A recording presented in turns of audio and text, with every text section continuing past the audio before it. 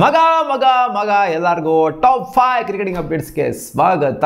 ಹೋಗ್ಬಿಡೋಣ ಅಪ್ಡೇಟ್ಸ್ಗೆ straight away. ಅದಕ್ಕಿಂತ ಮುಂಚೆ ಚಾನಲ್ಗೆ ಸಬ್ಸ್ಕ್ರೈಬ್ ಹಾಕೊಂಡಿಲ್ಲ ಅಂದರೆ ಟಕಾರನ್ನು ಸಬ್ಸ್ಕ್ರೈಬ್ ಹಾಕೊಂಡು ಬೆಲ್ ಐಕನ್ ಕ್ಲಿಕ್ ಮಾಡೋಣ ಮಾತ್ರ ಮರಿಬೇಡಿ. ಓಕೆ, ಮೊದಲನೇ ಅಪ್ಡೇಟು ರವಿ ಶಾಸ್ತ್ರಿ ಅವರೊಂದು ಸ್ಟೇಟ್ಮೆಂಟ್ ಕೊಟ್ಟಿದ್ದಾರೆ ಚತೇಶ್ವರ್ ಪುಜಾರ ರಿಲೇಟೆಡ್. ಪುಜಾರನು ಕೂಡ ಇನ್ನೂ ವೆಯ್ಟ್ ಮಾಡ್ತಾ ಇದ್ದಾರೆ. ಪುಜಾರ ಗಾನ್ ಕೇಸ್ ಆಗಿಲ್ಲ, ಪುಜಾರ ಗ್ರೈಂಡ್ ಮಾಡ್ಕೊತಿದ್ದಾರೆ.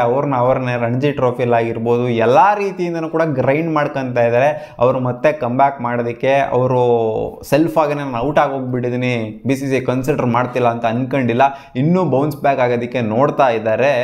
ಅವ್ರನ್ನೂ ಕೂಡ ಒಂದು ಕನ್ಸಿಡ್ರೇಷನ್ಗೆ ತಗೊಬೇಕು ಅನ್ನೋ ಥರನೇ ಹೇಳಿದ್ದಾರೆ. ಒಟ್ನಲ್ಲಿ ಪುಜಾರನ ಬ್ಯಾಕ್ ಮಾಡ್ತಿದ್ದಾರೆ ರವಿ ಶಾಸ್ತ್ರಿ ಅವರು. ಇವ್ರಲ್ಲಿ ಇನ್ನೂ ಕ್ರಿಕೆಟ್ ಇದೆ, ಇನ್ನೂ ಬಾಕಿ ಇದೆ ಅಂತ ಅನ್ಕೊತಾ ಇದ್ದಾರೆ. ಸೊ ನೋಡೋಣ, ಪುಜಾರ ಇನ್ನೂ ಒಂದು ಸ್ವಲ್ಪ ಎಕ್ಸ್ಟ್ರಾರ್ಡಿನರಿ ಎಫರ್ಟ್ ಬೇಕಾಗಿದೆ. ಆಲ್ರೆಡಿ ಕೊಡ್ತಾ ಇದ್ದಾರೆ, ಇನ್ನೂ ಜಾಸ್ತಿ ಎಫರ್ಟ್ಸ್ ಬೇಕಾಗಿದೆ ಪುಜಾರ ಅವರಿಂದ. ಅವ್ರೇನಾದ್ರು ಕಮ್ ಬ್ಯಾಕ್ ಮಾಡಬೇಕು ಅಂತ ಅಂದರೆ ಗೊತ್ತಿಲ್ಲ, ಸ್ಕ್ವಾಡ್ ಬೇರೆ ಅನೌನ್ಸ್ ಮಾಡಬೇಕು ಅಲ್ವಾ.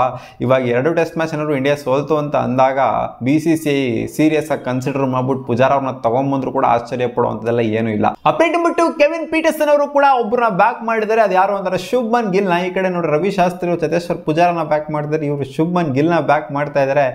ಸ್ಟಾರ್ಟಿಂಗ್ 10 ಮ್ಯಾಚಲ್ಲಿ ಜಾಕ್ ಆಲಿಸ್ಗೂ ಕೂಡ 22 ಆವರೇಜ್ ಇತ್ತು ಗುರು. ಅವಾಗ ಅವರನ್ನು ಬಿಟ್ಬಿಟ್ಟಿರೋ, ಅವ್ರ ಕೈಲಿ ಆಡಕ್ಕೆ ಬರಲ್ಲ ಅಂತ ಬಿಟ್ಬಿಟ್ಟಿದ್ರು ಅಂತಂದ್ರೆ one of the greatest legend ಆಗ್ತಾ ಇಲ್ಲ ಜಾಕ್ ಆಲಿಸ್ ಅಂತ ಒಂದು ಸ್ಟೇಟ್ಮೆಂಟ್ ಆಗಿ ಕೊಟ್ಟಿದ್ದಾರೆ. ಸೊ ಇವ್ರ ಪ್ರಕಾರ ಶುಭ್ಮನ್ ಗಿಲ್ ಏನೋ ಎಕ್ಸ್ಟ್ರಾರ್ಡಿನರಿ ಮಸ್ತ್ ಚಿಂದಿ ಟ್ಯಾಲೆಂಟ್ ಇದೆಯಂತೆ. ಇವ್ರನ್ನ ಆದಷ್ಟು ಜಾಸ್ತಿ ಬ್ಯಾಕ್ ಮಾಡಬೇಕು, ಅವಾಗ್ಲೇ ಇಂಡಿಯಾಗೆ ಇವರೊಂದು ದೊಡ್ಡ ಪುಡಾಂಗ್ ಪ್ಲೇಯರ್ ಆಗೋದು ಅಂತ ಹೇಳ್ತಿದ್ರು. ಒಟ್ನಲ್ಲಿ ಒಬ್ಬೊಬ್ಬರನ್ನ ಬ್ಯಾಕ್ ಮಾಡ್ತಿದ್ದಾರೆ. ಇಲ್ಲೊಂದು ಸ್ವಲ್ಪ ಜನ ಶ್ರೇಯಸ್ ಅಯ್ಯರ್ನ ಬ್ಯಾಕ್ ಮಾಡ್ತಾರೆ, ಒಬ್ಬೊಬ್ಬರು ಒಂದೊಂದು ಪಾಯಿಂಟ್ ಅಲ್ಲಿ ಯೋಚನೆ ಮಾಡ್ತಾರೆ ಅಷ್ಟೇನೆ. ಅಪ್ಡೇಟ್ ನಂಬರ್ 3, ಯಶಸ್ವಿ ಜಯಸ್ವಾಲ್ ಇವತ್ತು ಡಬಲ್ ಸೆಂಚುರಿನ ಕಂಪ್ಲೀಟ್ ಮಾಡಿದ್ರು ಗುರು. ಅಂತೂ ಇಂತೂ ಡಬಲ್ ಸೆಂಚುರಿನ ಕಂಪ್ಲೀಟ್ ಮಾಡ್ತಾ ಇದ್ದಂಗೆ ಔಟ್ ಆಗಿ ಹೋಗ್ಬಿಟ್ರು. ನೆನ್ನೆ ಒಂದು ಸ್ಟೇಟ್ಮೆಂಟ್ ಆಗಿ ಕೊಟ್ಟಿದ್ರು ಪೋಸ್ಟ್ ಡೇಲಿ ಡೇ 1 ಆಗಾದ್ಮೇಲೆ I just want to double it ಅಂತ. ನೆನ್ನೆ ಏನು 170 ನೋಡಿದ್ರು, ಅದನ್ನ ಡಬಲ್ ಮಾಡೋದಕ್ಕೆ ಆಸೆ ಇದೆ ಗುರು ನನಗೆ ಅಂತ ಹೇಳಿದ್ರು. ಬಟ್ ಅನ್ಫಾರ್ಚುನೇಟ್ ಆಗಿ ಆಗಿಲ್ಲ. ಬಟ್ ಡಬಲ್ ಸೆಂಚುರಿನ ಹೊಡೆದ್ರನ್ನ ಒಂದು ಇಂಟ್ರೆಸ್ಟಿಂಗ್ ದಾಖಲೆನ ಕ್ರಿಯೇಟ್ ಮಾಡಿದ್ದಾರೆ ಗುರು. 3ನೇ ಯಂಗೆಸ್ಟ್ ಪ್ಲೇಯರ್ ಆಗ್ತಾರೆ ಇಂಡಿಯಾ ಪರವಾಗಿ ಇಂಟರ್ನ್ಯಾಷನಲ್ ಫಾರ್ಮೆಟ್ ಅಲ್ಲಿ ಟೆಸ್ಟ್ ಕ್ರಿಕೆಟಲ್ಲಿ ಸೆಂಚುರಿನ ಹೊಡೆಯೋದಕ್ಕೆ Yashasvi Jaiswal just at the age of 22 ಅವರು ಡಬಲ್ ಸೆಂಚುರಿನ ಹೊಡೆದಿದ್ದು ಇಂಡಿಯಾಗೆ. ಜೊತೆಗೆ ಇನ್ನೂ ಒಂದು ಹೊಸ ದಾಖಲೆ ಅಂತಾರೆ, ಯಾರೂ ಮಾಡಿಲ್ಲ, ಯಾವ ಇಂಡಿಯನ್ ಕ್ರಿಕೆಟರು ಕೂಡ ಈ ದಾಖಲೆನ ಮಾಡಿಲ್ಲ. ಇಂಡಿಯನ್ ಡೊಮ್ಯಾಸ್ಟಿಕಲ್ಲೂ ಎಲ್ಲ ಒಂದು ಫಾರ್ಮೆಟ್ ಇರ್ತೈತಲ್ಲ, ರಣಜಿ ಟ್ರೋಫಿಲಿ ಡಬಲ್ ಸೆಂಚುರಿ, ದುಲೀಪ್ ಟ್ರೋಫಿಲಿ ಡಬಲ್ ಸೆಂಚುರಿ, ಇರಾನಿ ಕಪ್ಪಲ್ಲಿ ಡಬಲ್ ಸೆಂಚುರಿ, ಜೊತೆಗೆ ಇಂಟರ್ನ್ಯಾಷನಲ್ ಟೆಸ್ಟಲ್ಲೂ ಕೂಡ ಡಬಲ್ ಸೆಂಚುರಿ ಹೊಡೆದಂಥ ಏಕೈಕ ಪ್ಲೇಯರ್ ಆಗ್ತಾರೆ, ಏಕೈಕ ಇಂಡಿಯನ್ ಪ್ಲೇಯರ್ ಆಗ್ತಾರೆ. ಇಷ್ಟು ವರ್ಷ ಕ್ರಿಕೆಟ್ನ ಆಡಿರ್ಬೋದು ಬೇರೆ ಎಲ್ಲರೂ ಕೂಡ, ಬಟ್ ಡೊಮ್ಯಾಸ್ಟಿಕಲ್ಲಿ ಎಲ್ಲ ಇದರಲ್ಲೂ ಕೂಡ ಸೆಂಚುರಿ ಹೊಡೆದ್ಬಿಟ್ಟು ಜೊತೆಗೆ ಇಂಟರ್ನ್ಯಾಷನಲ್ ಫಾರ್ಮೆಟಲ್ಲೂ ಡಬಲ್ ಸೆಂಚುರಿನ ಹೊಡೆಯೋದಕ್ಕೆ, ಸೆಂಚುರಿ ಅಂತ ಮಿಸ್ ಮಾಡ್ಬಿಟ್ಟು ಹೇಳ್ಬಿಟ್ಟೆ ನಿಮಗೆ, ಡಬಲ್ ಸೆಂಚುರಿನ ಹೊಡೆಯೋದಕ್ಕೆ ಏಕೈಕ ಪ್ಲೇಯರ್ ಆಗ್ತಾರೆ ಯಶಸ್ವಿ ಜಯಸ್ವಾಲ್. ಅಪ್ಡೇಟ್ ನಂಬರ್ 4, ನಿನ್ನೆ ಶ್ರೇಯಸ್ ಅಯ್ಯರ್ ಅವರು ಒಂದು ಶಾಟ್ ನ ಹೊಡಿತಾರೆ. T20 ಕ್ರಿಕೆಟ್ ಅಲ್ಲಿ ಒಂಥರ ಹಿಂದೆ ಮುಂದೆ ಹೋಗ್ಬಿಟ್ಟು ಹೊಡಿತಾರಲ್ಲ, ಅದು ಅವರು ಕೂಡ ಹೇಳ್ಕೊಂಡಿದ್ದಾರೆ. ನಾನು ಸಿಕ್ಕಾಪಟ್ಟೆ ಅನ್ಸೆಟಲ್ಡ್ ಆಗಿ ಕಾಣಿಸ್ತಾ ಇದೆ ಅಂತಂದ್ರೆ ಅದೊಂದು ರಿಲೀಫ್ ಶಾಟ್ ನನಗೆ ಅಂತ. ಅದೇ ಹಿಂದೆ ಮುಂದೆ ಓಡಾಡ್ಕೊಂಡು ಕ್ರೀಸಲ್ಲಿ ಹೊಡೆಯೋದಿದೆಯಲ್ಲ, ಅದು ಟೆಸ್ಟ್ ಫಾರ್ಮೆಟ್ ಅಲ್ಲಿ ಹೊಡಿಬೇಕಾಗಿರೋ ಅಂತ ಕೆವಿನ್ ಪೀಟರ್ಸನ್ ಅವರು what kind of A shot was that ಅಂತ.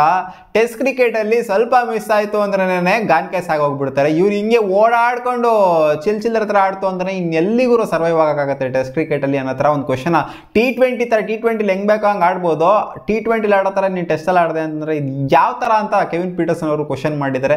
ಯಾಕಂದ್ರೆ ನೆನ್ನೆ ಅದೇ ಥರನೇ ಆಡಿದ್ದು. ಬಟ್ ಅವ್ರು ಹೇಳ್ತಾರೆ ಅದು ಅವರಿಗೆ ರಿಲೀಫ್ ಶಾಟ್ ಅಂತ. ಅವ್ರೇನೋ ಸ್ಟ್ರಗಲ್ ಮಾಡ್ತಿದ್ದಾರೆ ಅಂತ ಅವ್ರಿಗೆ ಅನ್ನಿಸ್ತು ಅಂತಂದ್ರೆ ಆ ಶಾಟ್ನ ಒಂದು ಹೊಡೆದ್ರು ಅಂತಾನೆ, ಒಂದು ಬೌಂಡ್ರಿ ಒಂದು 6 ಏನಾದ್ರು ಹೋಯ್ತು ಅಂದ್ರೆ ಆ ಶಾಟ್ ಅಲ್ಲಿ ಅವರಿಗೆ ರಿಲೀಫ್ ಆಗೋಗ್ಬಿಡುತ್ತಂತೆ.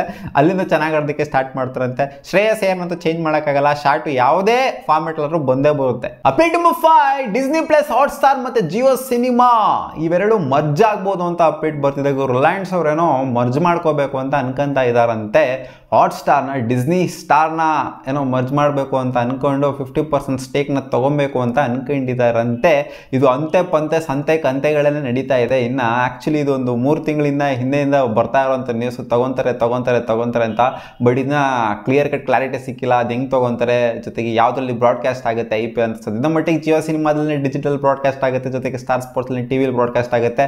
ಒಂದು ವೇಳೆ ಈ ಮರ್ಜರ್ ಏನಾದ್ರು ಆಯಿತು ಅಂದರೆ ಗೋಯಿಂಗ್ ಫಾರ್ವರ್ಡು ಯಾವ್ದಾರ ಒಂದು ಇದರಲ್ಲಿ, ಇವಾಗ ಡಬಲ್ ಬ್ರಾಡ್ಕಾಸ್ಟರ್ಸ್ ಇದ್ರಲ್ಲ, ಸಿಂಗಲ್ ಬ್ರಾಡ್ಕಾಸ್ಟರ್ಸು ಆದರೂ ಆಗಬಹುದು. ಕಾದ್ ನೋಡೋಣ ಏನು ಆಗುತ್ತೆ ಅಂತ. ಈ ಡೆವಲಪ್ಮೆಂಟು ಬರೀ ಕತೆಗಳಲ್ಲಿ ಮಾತ್ರ ಸಾಕ್ತಾ ಇರುತ್ತಾ ಅಥವಾ ರಿಯಾಲಿಟಿ ಏನಾದ್ರು ಬರುತ್ತಾ ಅಂತ ಕಾದು ನೋಡ್ಬೇಕಷ್ಟೇ. ಇದಿಷ್ಟು ಆಗಿತ್ತು ಮಗ ಟಾಪ್ 5 ಕ್ರಿಕೆಟಿಂಗ್ ಅಪ್ಡೇಟ್ಸ್. ನಿಮ್ಗೆ ಏನಾದ್ರು ಈ ವಿಡಿಯೋ ಇಷ್ಟ ಆಗಿರೋ ಒಂದೇ ಲೈಕ್ ಮಾಡಿ, ನಮ್ಮ ಯೂಟ್ಯೂಬ್ ಚಾನಲ್ ಸಬ್ಸ್ಕ್ರೈಬ್ ಆಗಿಲ್ಲ ಅಂದರೆ ಸಬ್ಸ್ಕ್ರೈಬ್ ಕೂಡ ಆಗಬಹುದು. ಸಿಗೋಣ, ಬುಬಾ.